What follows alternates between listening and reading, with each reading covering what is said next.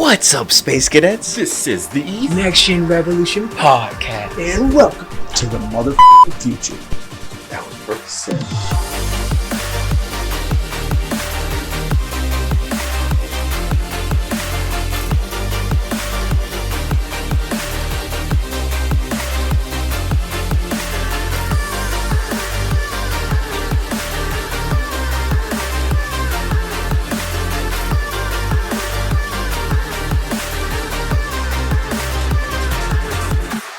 But yeah, so let's get right into it while he's doing that. Welcome to the Next Gen Revolution Podcast.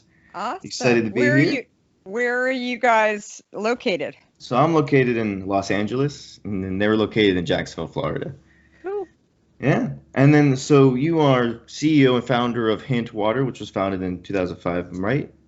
I am. Yes, it's one of the best. I got the little case of water, the pineapple, black cherry, the cherry, well, my favorite one is definitely the watermelon. That one is so good. Which one's your favorite? You know, it's sort of like asking who's my favorite child because That's I true. create them, right? So I like them all, but I go in waves. Right now I'm having clementine. I love the Okay. clementine.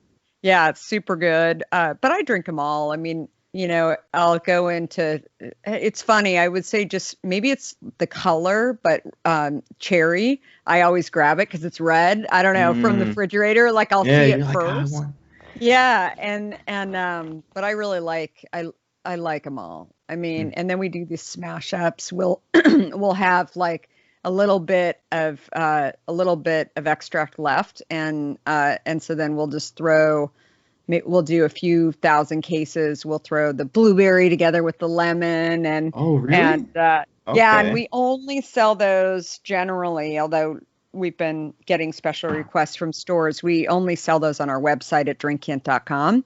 So so we have over 20 flavors, yeah, on our website, which is Wow, really that's fun. a lot. Because I only had like the 5 that you guys sent me, but so far I love them. It's interesting because when you drink them, it tastes like just regular water, but then the aftertaste is that sweetness that you get, and it's just like it's Yeah. different. I like it. And Yeah. there's no sweeteners, so it's not doing anything in your system to activate your brain to really produce insulin. So I mean that's it's more science than you guys probably want, but it's really interesting and fascinating what I learned about kind of beverages over the years. And anyway, that in particular is something that's our product is really unique in that way. Awesome. You said it doesn't affect the brain, as in it wouldn't rise the glycemic index. So Right. So it's when I started. Are you guys recording yet, or? Oh yeah, we're good. Yeah. Oh yeah. Okay. Awesome. So when I started the company, that was kind of my aha moment when I was drinking a ton of Diet Coke, and I thought that Diet Coke was really good for me because it was diet. And I didn't sit there and think about it every day, but I certainly didn't think that there was anything wrong.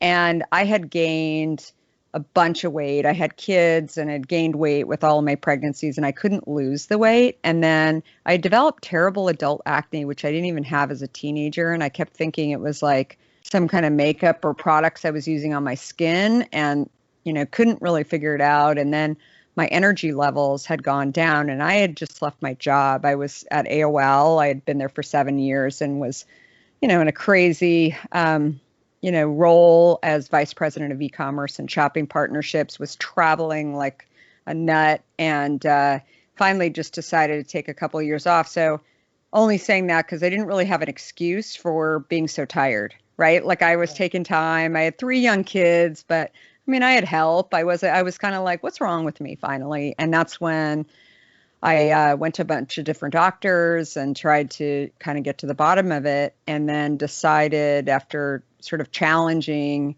my health issues with different diets and checking out different foods, and really realized that I wasn't necessarily doing anything wrong, but I had given a pass to Diet Coke because I thought it was healthy. And then I looked at the label one day, and there were over 30 ingredients that I didn't understand. And I thought, God, I care more about what I'm.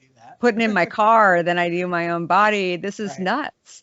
And so I tested it and just thought, okay, I'm going to give it up. And I've been drinking it for many years. And people always ask, did you go down to one or two? Nope. I cold turkey. I just said, I'm done. I'm not going to have it and see what happens for a couple of weeks. And I lost 24 pounds in 2.5 weeks, Wow, which is Wow. crazy. Right. And so back to your question, I mean, that's when I started realizing, and then other things too. My skin cleared up, my energy levels were totally Absolutely. different.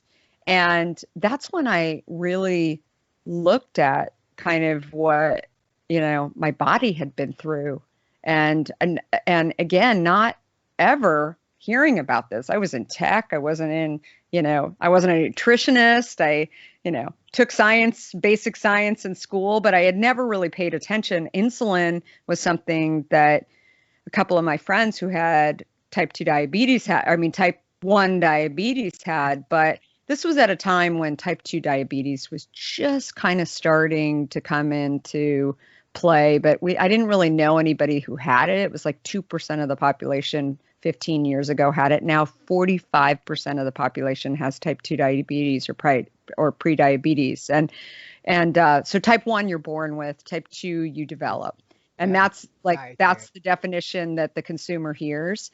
And what's fascinating about it is that the majority of people who are getting type 2 diabetes actually claim to be watching their calories, eating and drinking diet and low fat. And somewhere along the way, we just don't connect that maybe that's the problem. Maybe we're putting sweeteners into our body It's the and well, but it's not sugar. It's stevia. It's I was gonna say, yeah. you spoke about science, and that's where my background comes in. I was going to say it's when it gets in the body, the breakdown, it creates free radicals. So your body's not really used to it. So it sends the cells to do things that they're not normally programmed to do with normal sugar. And so that's when the problem begins. So now you have like a silent agent for creating diabetes in a population that doesn't worry about what they're putting into their bodies. It's just like men Totally. only pay attention about cars, but we have a whole society that don't pay attention to what we consume. But you drink water and your body becomes the water that you drink. Just like when you eat the banana, it's going to do the same thing. So we become everything we consume. But like you said, we didn't connect the dots. So so you created a water because you started to see that you made a habit change, right? When you made the decision not to drink Coke. I did. But how did that affect everything else in your life? When you saw that just that one thing, that one change made that much effect? Well, I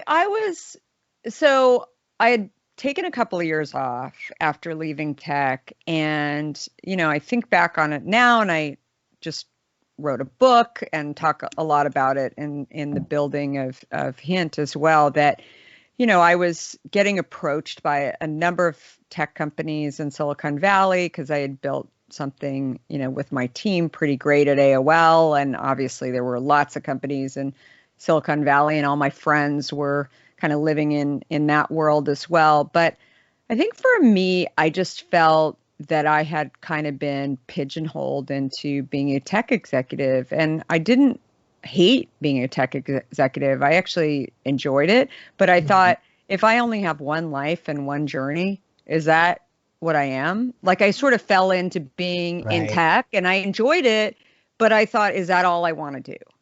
Exactly. Right. And I didn't know the answer. And I would talk to friends in tech and they'd say, well, there's this great role at Google. There's this, and I didn't not want to go there. I just wasn't jazzed and I couldn't explain it. And so I kept searching, and I had the luxury to be able to go and search. And again, it wasn't like I wasn't busy. I had 3 young kids that I was really enjoying as well. But when I stumbled upon this problem and solved it for myself around what I was drinking, and that's when I kind of spent this year sharing with people, because when you lose that much weight, and I continued to lose weight, I actually at one point thought I was sick because I was losing weight so fast because I had figured out what these diet sweeteners were doing in my body. People notice and they all wanted to know, what did I do?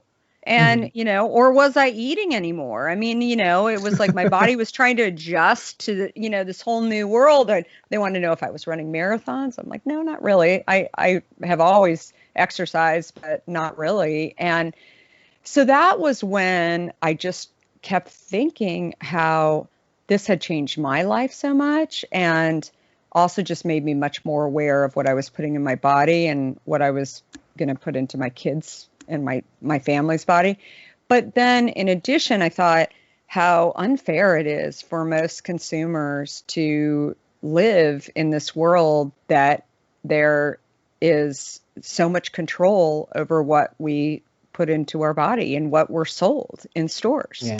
And so it just, it was kind of a big concept that was somewhat depressing to me, frankly, that I just thought we're programmed into, walking into a local grocery store and not really knowing what goes into, the money that is actually paid in order to get products on the shelf. And it doesn't matter if it could be, causing health issues. Right. Right. Exactly.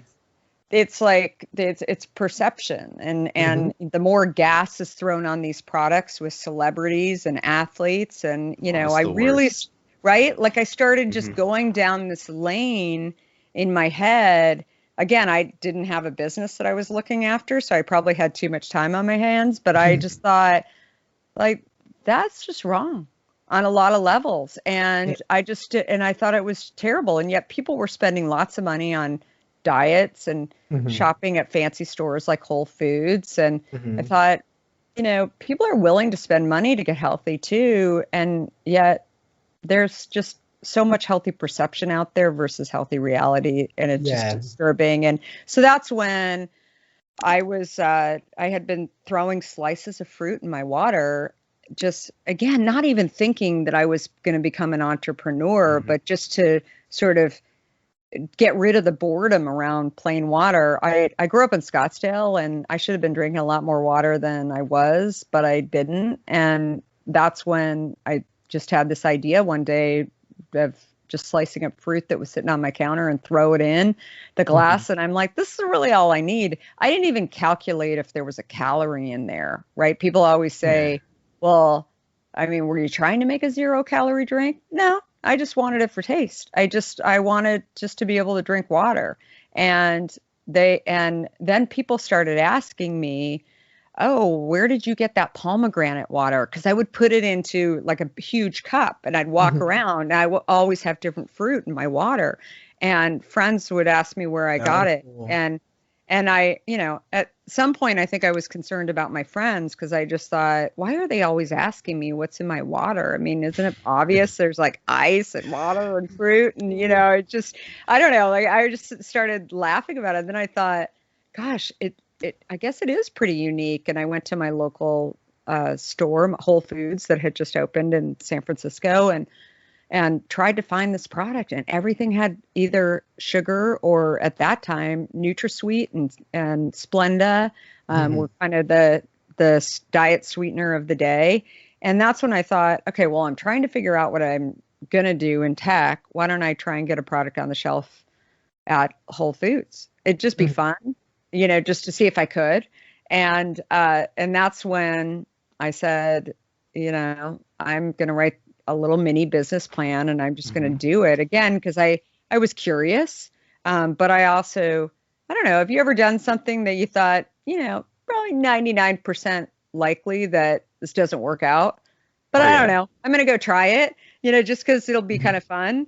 I mean, maybe you go try a sport, but you're just not sure if you're going to be good at it, but you're just like, whatever, I'll just laugh at myself and, and you end up being like really good. Yeah, right. Or you're not, but you learn along the way. And I think that's always been my kind of thinking, that if I'm ever on the fence, I'm more likely to go try than actually not do it. And I think it's with everything, even if it's a new restaurant, right? That I'm I like sitting the there thinking, unknown. Yeah, because I'm like, I did that already. Let's do something new. Yeah. And so that was me with Hint. And so I took it to my local Whole Foods and I said, hey, how do I get a product on the shelf? And the guy was like, oh, well, you have to have a bottle and you have to have a label and you have to have a distributor. And I thought, okay. I've been making it in my kitchen, so why don't I just try and get it on the shelf? And I remember leaving the store that day and thinking and going home in the car and thinking, wow, I mean, what is a distributor exactly? I mean, I know a distributor kind of gets it on the shelf, but where would I find one? And then I thought, well, I'll go back to the guy and ask him and tomorrow. And so I did. And every single day I thought, this is just so interesting because there's so many things I just don't know. And again, I was the youngest vice president at AOL, one of the only females. And I thought it's just, instead of having people always coming to me for the answers, I'm actually going to them. Right. Which I thought was so cool. And I bring this up now because I talk a lot about lifelong learning. Unfortunately, as we move up in the ranks and we get older, we're supposed to have all the answers. Right.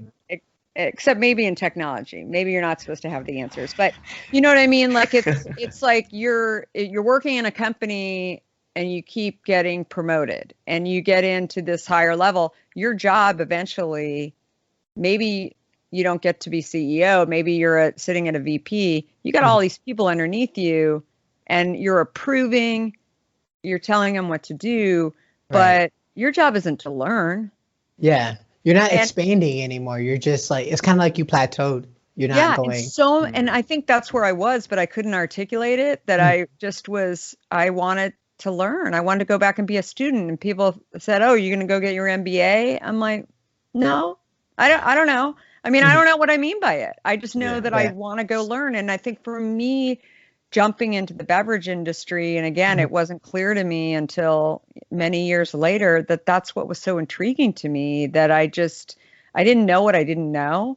Right. And yet it was interesting. And every day I'd wake up and I'd think, okay, there's a lot of hard stuff in there, but it's kind of cool. And I smiled every day and I thought, oh, I figured that one out. Now I know that a cap, what I was calling a cap, is called a closure. And nobody knew what the heck I was talking about when I said, where do I buy those caps? And they're like, what's a cap? What? And then all of a sudden I'm like, where do I buy those closures? And then all of a sudden, then people are, then I'm one of them. Right. Because I'm using their language. And I said, and again, I would laugh about it because I just thought, this is just too much. What else am I going to run into?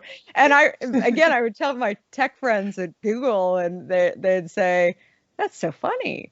I mean, that's hysterical. And what do I do all day? I just tell people what to do. I push the button. And they're just, and I said, no, I'm not pushing any buttons. I'm, driving my Grand Cherokee around and delivering cases. And I don't know, it's kind of cool. I'm not making, at that time, I wasn't taking a salary. I wasn't making any money. And I'd come home and I had 4 kids at this point under the age of 6. And luckily I'd help, but I just thought, I don't know, I'm smiling and I'm happy and I'm learning and, but it was something new. So totally. So that's like, it piqued your interest and you were able to take it to a new level, it seems like listening to your story, you were at a place where you knew you could do more and you had more potential, but you just couldn't serve it. Your environment wasn't supporting it. It didn't have the capacity for it. And then going out, you found that, hey, by this challenge within your own personal life, it took you on a new adventure. And it's really cool to see, because once you started changing your perceptions and you had something to look forward to, and it was like a whole new world open up to you. I can just see when you talk about it, how you smile, and when you're talking about driving around in your Grand Cherokee with the products and things, you didn't know where you were going, but you just knew that I needed to do it. And it sounds like It sounds exciting. No, it is, and it's something. You know, even in my book, I call it living undaunted because it wasn't always comfortable. I Right. didn't know what I was doing. I had questions, I had doubts, and about where I was going, but it was cool.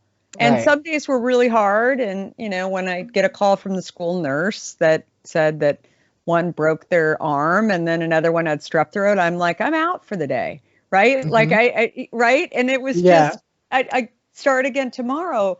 But I think that what I found was that it's almost like being an entrepreneur is kind of, I equate it to having a puzzle thrown in front of you that can never totally be solved.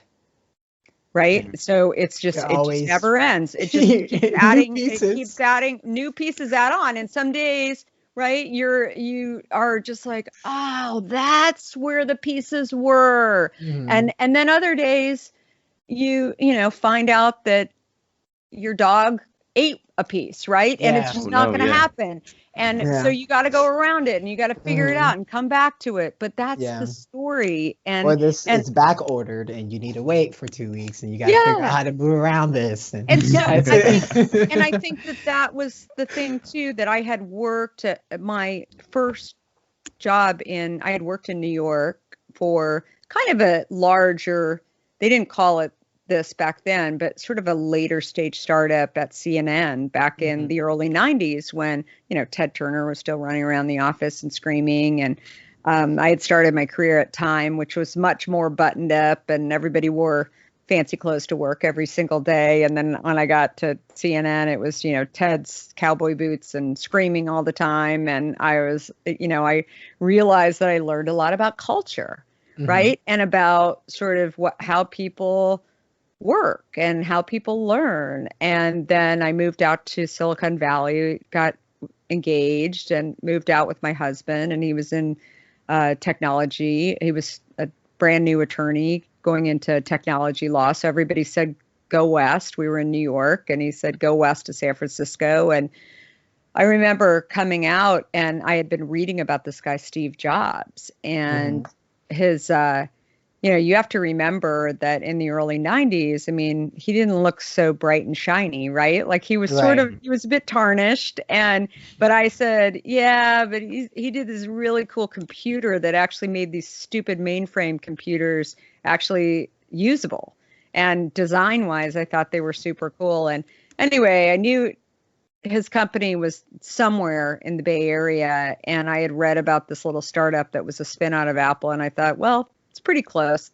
They'll never hire me because I have no technology experience at Apple, but I don't know, maybe they need somebody to do something at this little startup. So it was a startup that was a Steve idea that had spun out of Apple that was doing CD-ROM shopping. And I thought, I like shopping, and they have relationships with J. Crew and LL Bean. And I thought, wow, I wonder what I could do there. Maybe I could do something in between these companies. And so it was 5 guys who had been at Apple that had started this little startup.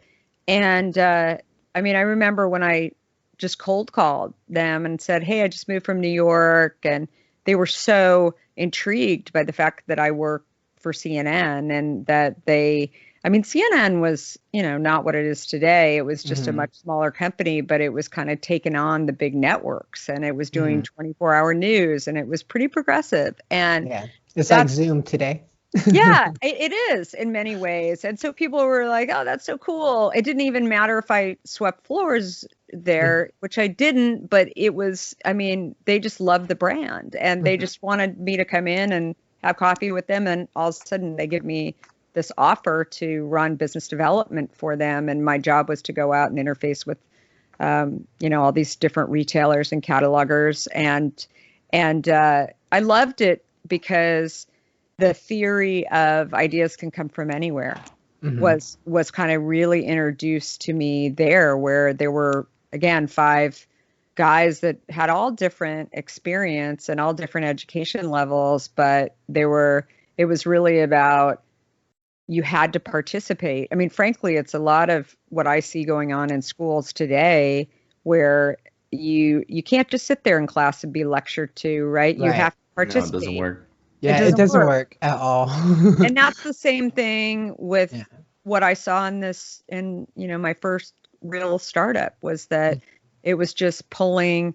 I was just this girl from New York who had worked for a couple of companies, and they wanted to know what I thought about something and how I shopped and how and again, I was just talking from my own experience and sort of what I thought. I didn't know for sure, but they would ask me, are you willing to bet on it? I mean, is that what we should do? And I said, yeah, I think we should try it. And then 6 months after getting there, this company called America Online acquired us and asked me to run this group called Shopping. And nobody thought e-commerce and shopping in 1995 was going to happen for a while, if ever. And Right. so I'm running this group. And I mean, frankly, we were just making stuff up as we went along and just trying and laughing. And it was a lot of fun and growing like crazy. But again, once it got to a point where we had been through a hockey stick and it started to level off, and I was like, I'm kind of bored. I mean, and what's next? I don't know what's next. Yeah, but I wasn't, but I was, fine. I was compensated well, and I was enjoying it. But I just thought, if this is it, if this is my life, is this? I mean, that's all I've done, Right.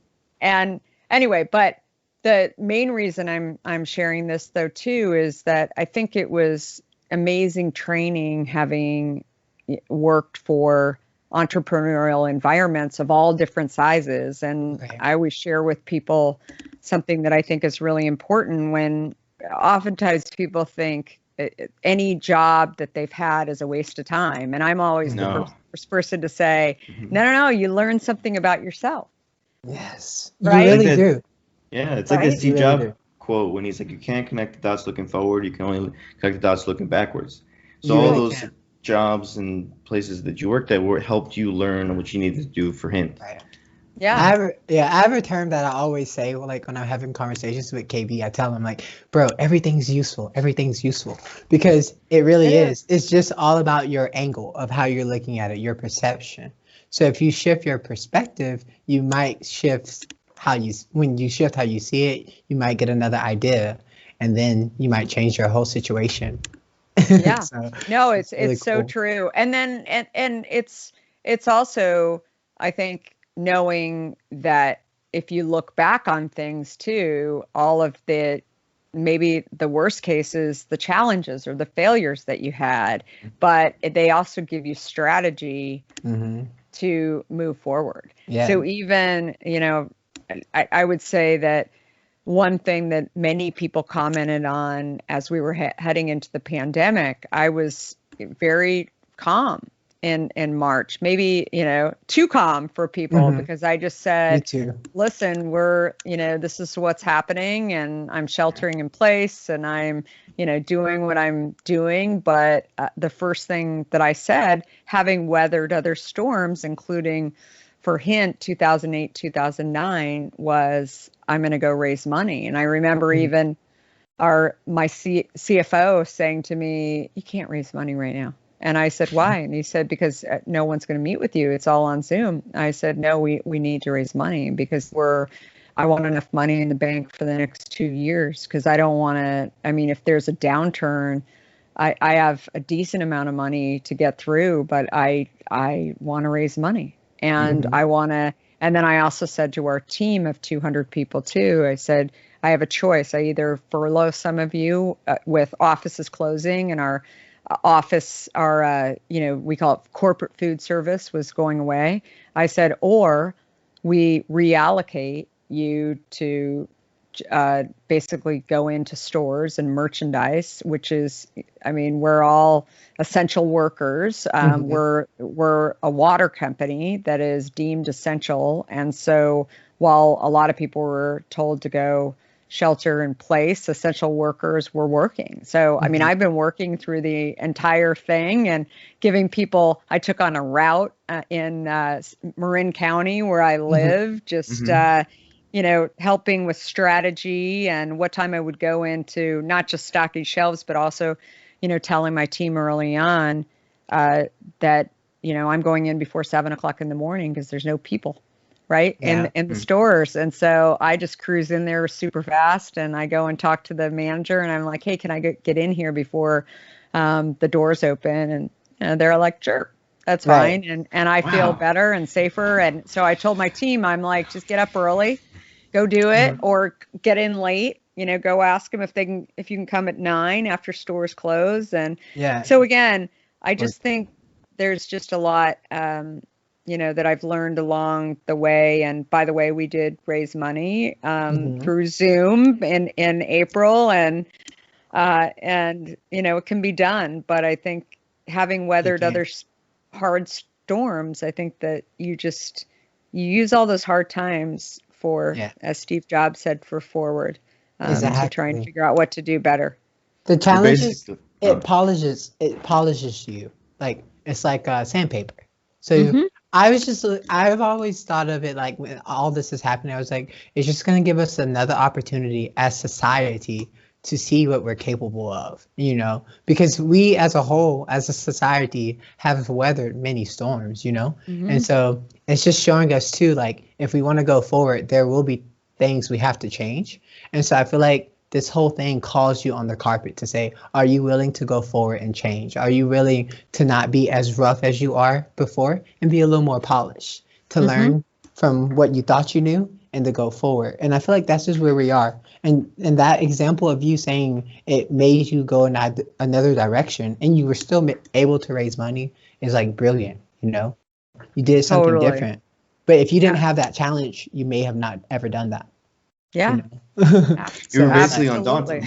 Yeah, you were undaunted. I was undaunted, and that's what I share with people. It's just they're all experiences, and some of them, when you're in it, you're cursing and thinking, "Oh my God, how am I going to get through this?" But you do, and you get through, and maybe sometimes you do things that you're not really happy about either along the way, but then you go back and you just think, okay, I'm not going to do that. I'm not going to live there. I mean, I tell this one story in my book about we were in Starbucks and we were in huge celebration when we got into 11,000 stores, and after a year and a half of doing super well, and it was awesome, and then all of a sudden we get an email from the new buyer and we get kicked out of the store and out of all the Starbucks stores. And I'm like, how can that be? We're killing it. We're doing 3 times what you told us a year and a half ago that we were supposed to be doing. And she apologized and said this was a message from the top that they were going to start putting food into the case. And they wanted sandwiches and salads and a bunch of stuff that they hadn't had before. And they wanted it because it was a higher ring, higher margins. And, it made business sense to me, but it didn't do anything for my business. It was going to hurt my business. And I had all this inventory in my warehouse that was going to go bad. And it was a dark day. Then I remember sharing with a friend, how bad this was. And she said, how much of your business is with Starbucks? And I said, it's 40% of my business. And that was going away in 2 weeks. And I said, I don't know what I'm going to do. Right. Like I said, I got inventory. I've got investors. I'm kind of screwed on a lot of levels. Like it's bad. It's really, really bad. And I said, and as I was really venting and kind of thinking this through, I thought, why in the world did I allow 40% of my business to be sitting in the hands of a company or an individual that just could say goodbye? Right. And I thought, that was really stupid. That was just so dumb. And, there's no contract, right? There's nothing. And and then while I was sort of sitting with that whole concept, that's when we ended up getting a phone call from from Amazon. And Amazon, the buyer said, "Oh, I buy your product all the time at Starbucks." And I'm thinking, do I tell them that we just got kicked out of Starbucks, or do I just let them just keep going? And then he said, "How fast can I get some of the BlackBerry Hint and into, we have this new grocery program that we're doing, and this is before Amazon Prime and everything, and we want to, what's the lead time?" And I said, "Well, I have a few extra truckloads of this product in my warehouse, so if you want to buy it, I'll send a truck today." And he said, "Great." Getting connected with the Amazon buyer, and who, by the way, very clearly said to me that he saw it for the first time at Starbucks. So would the Amazon buyer have ever called me if it hadn't been in Starbucks? So that was good. But then, right. But then in addition to that, the thing that I really realized too was that there were massive lessons there. And today when I look at our company and, I'll talk to our sales team about kind of what percent of the business is kind of sitting where and how much, that had a big impact on me and my journey. I'll never have, 40% of our business sitting. I don't care who they are. I don't care how great they are and how nice they are. Doesn't matter. Like, instead, you got to figure out how to, diversify your revenue streams and, and then you look at it, and I mean, I'll sit there and talk to other entrepreneurs. And I mean, in the food industry, if you have a natural food product, I pick on Whole Foods. Like, that's the mecca, right? You want to get your product into Whole Foods. And I'm like, you'll eventually get into Whole Foods, but then you got to figure out how to not feel like Whole Foods is the only game in town. Because when they think that you think that they're the only game in town, it's like dating, right? Yeah. Like, it's like, I mean, that's what it is, right? Then then they got you. Yeah. And I said that's the story of being an entrepreneur. You lose if you don't put all your eggs in one basket. Totally. Yeah. And so, I mean, that is, there's just so many lessons learned. And, I call myself an accidental entrepreneur, but I call myself an accidental author too, because there's just so many stories along the way that I've realized in my journey that are just, I'm just living and doing my thing. But when I share them with other people, they would say to me when I was out public speaking, or, they'd hear me talking about some of these stories on a podcast, and people would write to me and say, "You have no idea how that helped me get through." Exactly. Like just little things like, looking at my business, differentiating, knowing that I can get through a bad day or a failure or whatever. So that was the key reason why I wanted to get this book out. No, yeah, the book's amazing. I read a lot of it, and it's just you. everything about it helps you get through anything. Because you're like, oh, this difficult thing happens, and you're like, we're gonna get through it. At least what can we do? Is one of my favorite quotes you had in there. It's like, so we can't do this, but what can we do? And that just helps with my life and stuff. When it's like, oh, this is difficult, but like, what can I do? Instead of dwelling on what isn't working, dwell on what can work, and then focus your energy on that. And that's why I love this book. There's so many stories about getting through doubt, difficulties, obstacles that will just motivate anyone. But I was curious about your Amazon story where you were talking about the customer. So Amazon was like, had the data, and you wanted to know the data, and then they were like, no, you can't. And you were like, I should know more about my customer than you, because it's my product. So I wanted to know more about that story and how you got to that. Well, I mean, having kind of grown up in the tech industry and working at AOL, I mean, I knew that about our data, right? It was a proprietary network, AOL was. And so that meant that the data that was going through there we had access to it. And as an employee and an executive, I was able to look at a lot of stuff. And I had sort of not forgotten about that, but kind of accepted when I went into the beverage industry and I first get our product into Whole Foods. Your goal as an entrepreneur is just to get it on the shelf, right? And then hoping, and you're thinking, okay, there's this data stuff out there, but that's just not really, I mean, it's important, but it's not really important right now because I don't have any sales anyway. Right. But it was the moment when we were in Amazon for about a year, and that's when the Amazon buyer was sharing with us that he was looking at data, and he saw that the consumer that was buying hint water was not buying soda. They weren't buying from Pepsi or Coke, but they were also buying things like diabetes monitors and, healthier and better for you. They weren't buying candy bars. They, might have been buying something sort of equally as bad in kind of the health food bar market, but they were trying, right? Yes. It said that there was this healthy halo that they wanted to achieve, or a yoga mat or whatever. Right. And they were also buying Hint. And so the Amazon buyer thought that was just so interesting. And I said, I think it's interesting too, given that's the reason why I started this company. Can you give me their emails? And I'd love to write to the customers, call them and talk to them a little bit more about this to really understand who they are. And they said, no, Amazon, this is our customer. And I said, well, not really, because they're buying my product. And they said, yeah, but we buy your product and we sell it. And how is this different from what you do on Whole Foods or Publix or whatever? And I said, that was the epiphany. And I said, I guess it's not. It's really not. And I've been selling my product to them, and then they mark it up and sell it to the consumer, and they know much more about my consumer than I do. And so that was the moment when I thought, okay, well, how will I get to know my consumer more? I need to start my own website.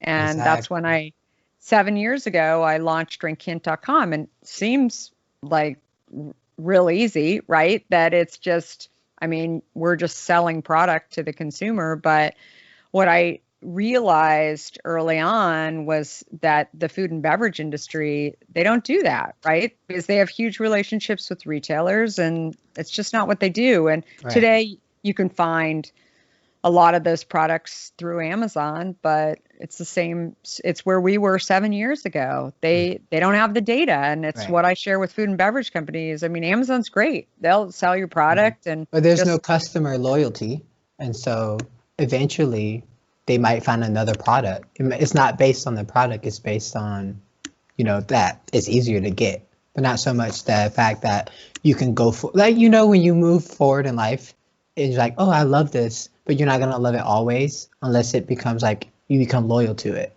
Like it's something that you always do. It's in your routine.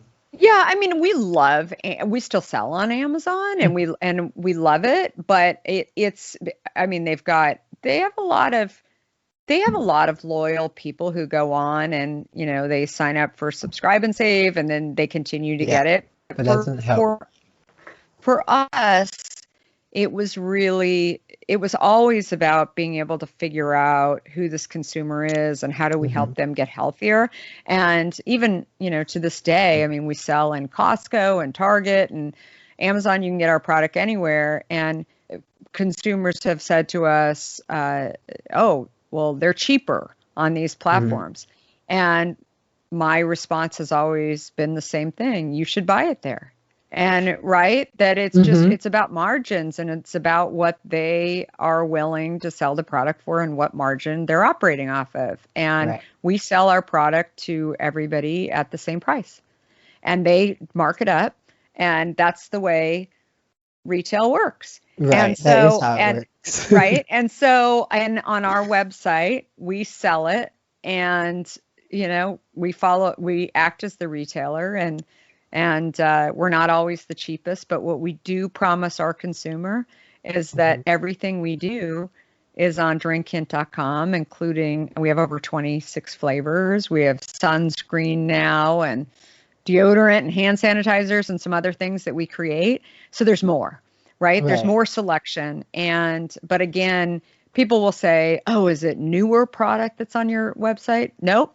It's like you can go to Target, you can go to Amazon, you can go to Costco, you get the same stuff. And it's just that it's but just they don't have us, my flavor, so I can go to your website and get the flavor. And they don't have the newest, greatest stuff. And that strategy Mhm. is, I mean, it's the same thing that happens in athletic shoes or, right? There's certain stuff that Yeah. you can only buy, electronics that you can only buy on the sites, but you Yeah. can't.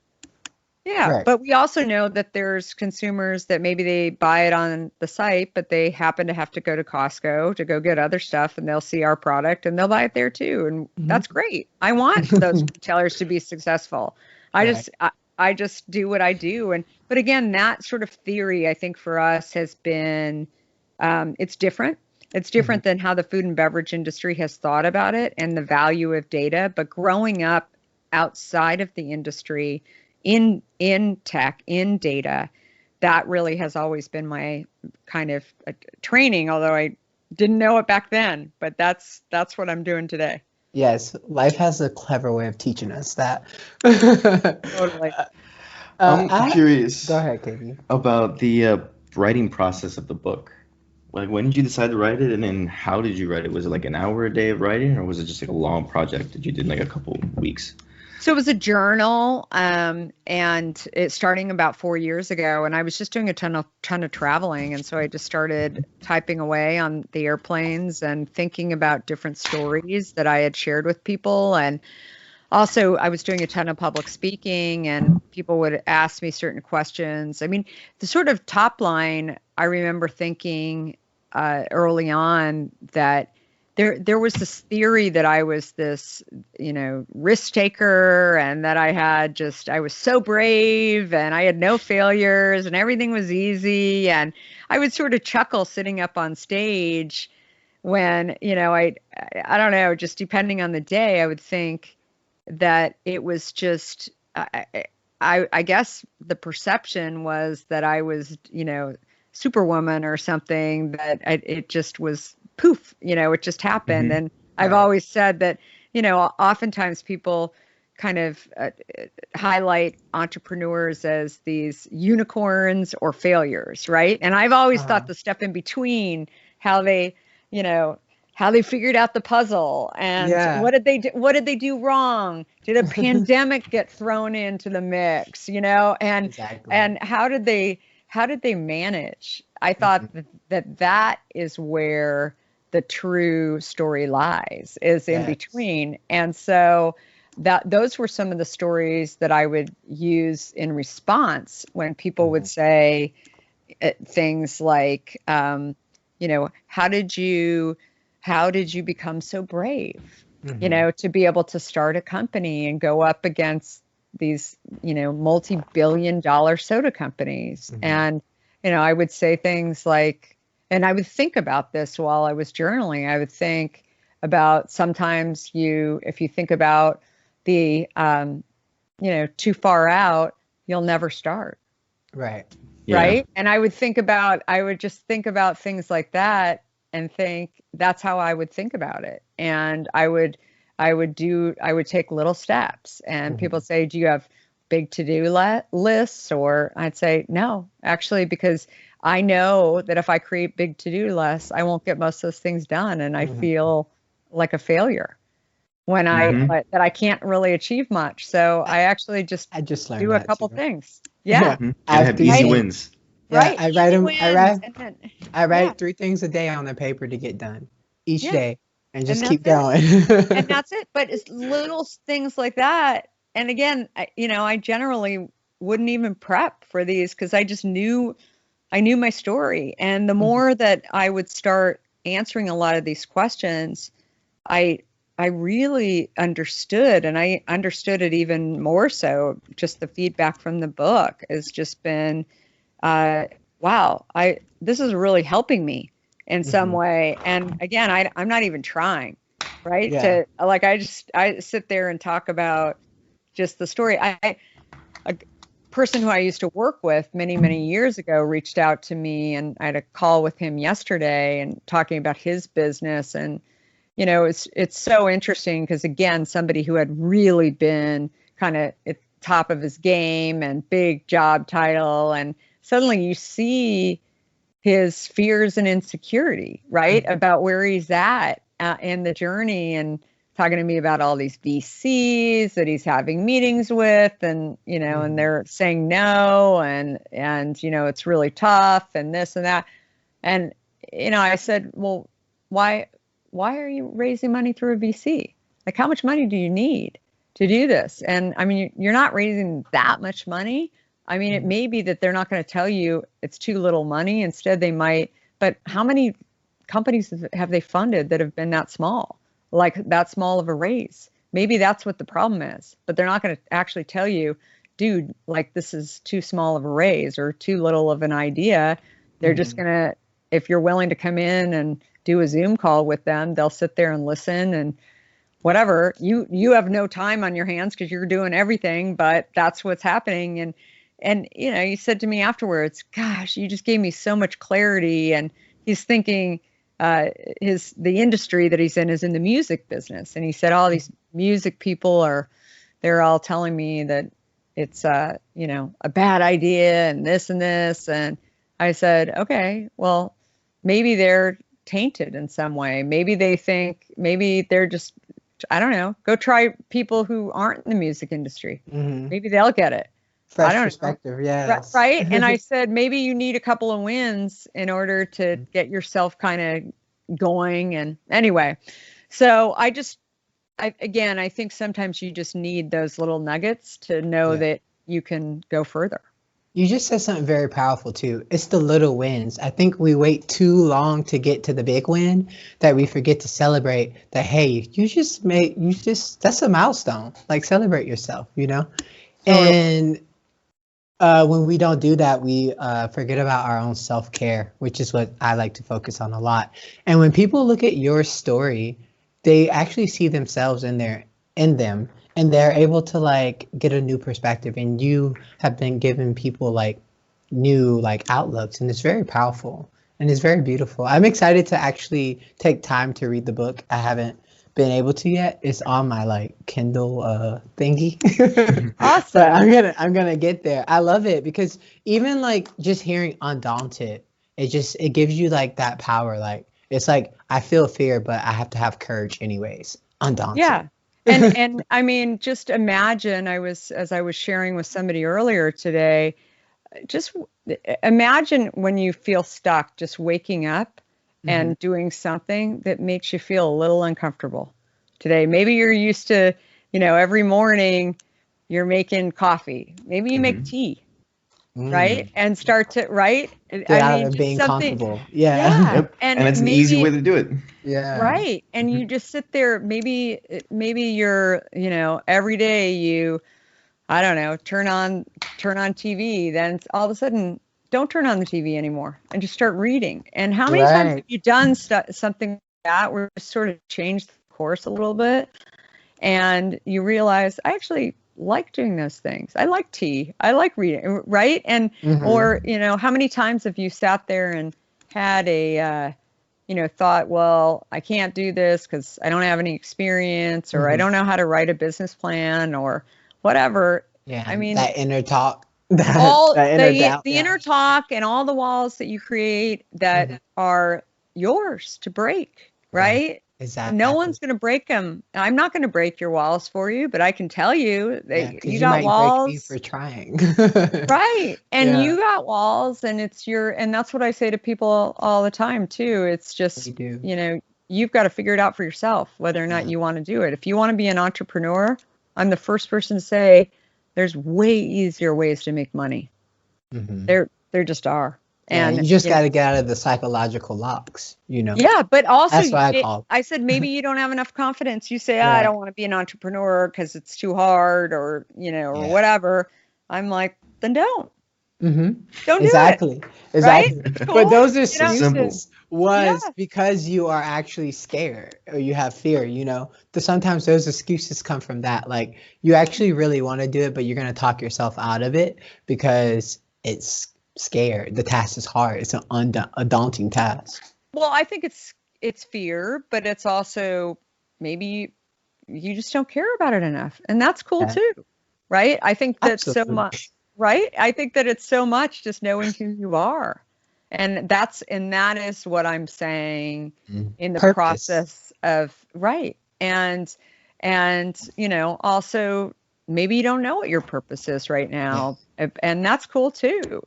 But I think that again, the people that are living undaunted, that are challenging themselves, that are going out and having new experiences, and are the ones that are discovering their purpose. I also think are the happiest. Right. And they discover purpose, like, because you have reason, if you have a why for doing something, it makes it that much more impactful. Yeah. Yeah, totally. Like, why am I doing this? Makes no reason. So you don't want to do it anymore. I agree with that. It's such a pleasure talking to you. Like, I have so many ideas that I didn't even get to discuss with you. I was jotting down, but what they'll be useful. But it was such a thanks for having me, and definitely come by and visit me on social at Kara Goldin with an I, and I'm all over pretty much everything now. My kids are somewhat horrified. My high schooler and my college kids that I'm on TikTok. I've this You're on is TikTok only now? only in the last couple of months. Oh, that's laughing. And I got into the FYP feed, and they're like, it's just because you're like a boomer, but you're an okay boomer. You're sort of kind of fun to hang out with. So TikTok likes to promote you because you're. So anyway, I think it's fun, but I don't know what I'm doing most of the time. I just have a good time, and I try not I try not to embarrass myself or my family too much. But again, I think it just goes into learning and just being, and I don't know how long I'll do it, but I just always laugh because I like to learn, and that's why I go and do things. Where can people get your book if they're interested in purchasing a copy? Any bookstore or Amazon, and it's called Undaunted: Overcoming Doubts and Doubters, and hit Wall Street Journal and Amazon bestsellers list. It was awesome. And and it's not just for entrepreneurs, as we were talking about. It's just, I think it's really for people who just are trying to figure out and kind of who they are and what do they like, and so, well, thanks so much, you guys. Yeah, I think that's important. One last thing I'd like to ask every guest before we end it off is, if you had one message broadcasted all over the world, what would it be? So a short message. Just try.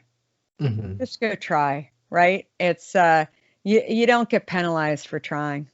So it's people always asked me when I was going to do the startup, they said, don't you think you'll actually hinder your ability to go back and get a job in tech? And I said, but I did a great job in tech when I was there. So you don't think I'll be able to get a job? And everybody would be like, oh, I don't know. And I said, the risk is limited. I can tell people why I headed in that direction and why I thought it was cool, and and why I turned around and went back the other way.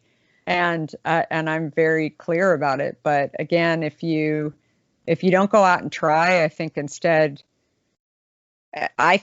you regret it. You regret not doing things, and time goes on too quickly, and you just go try, and you try not to get hurt and make a fool of yourself too many times, right? And spend too much money or whatever along the way. But I mean, not everything's going to be perfect, and I think that's the message to people. Just go try, especially if you can't get it out of your head. Whether that's to travel to a place or change jobs or move cities or whatever. Most of the time you can actually go back. You may not want to, but, right? But it's just try. Yeah. And I think that if you live a life of just trying, that it will not be held against you. Yes. I agree with that, because a life unlived is the saddest thing. You don't want to be unlived. It's just People want people around them that try, right? It's like, if you live a life of saying nope, right? Then that's not what people want. They want people to say, even if you're bad at something, they're like, yeah, he really tries, right? Gave his best. Right? They Mhm. want that because they know Right. that you are really trying and Yeah. you're open to new things. So that's my big advice. Welcome back to Earth. I hope you've enjoyed your journey.